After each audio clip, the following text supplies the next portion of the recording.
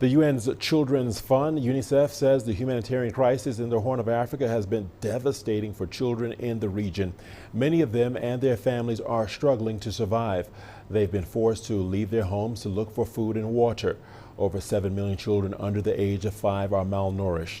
Flooding in some parts of the region have also displaced many families and increased the risk of disease spreading. Nearly 500,000 people have been affected. There have been outbreaks of diseases such as cholera. The current cholera outbreak in Somalia is among the longest recorded in the country. Aid agencies are seeking more funding to assist affected children in the region.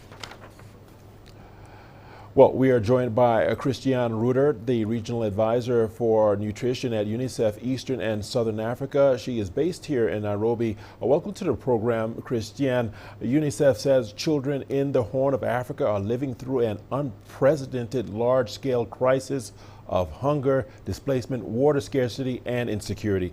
How bad is the situation? Thank you for having me. And yes, it is very bad.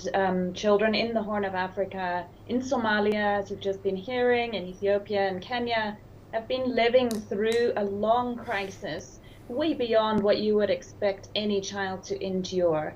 And that's due to many different factors, what we call a polycrisis, the longest and most severe drought in over 40 years, which of course brings hunger and lack of water as the immediate effects. But on top of this, the Horn of Africa is also facing the increase in epidemic diseases like cholera, as you've also mentioned, the impact of the global rise in food prices, as well as conflicts and insecurity that always make things infinitely worse. And of course, now on top of that, the hard-baked dry earth is now flooding, which is just increasing the misery of the families which have lost their crops, their animals, their livelihoods. Many of them have also lost loved ones. In Somalia, UN estimates that there were 43,000 excess deaths in 2023, which is worse than the previous drought crisis of 2017.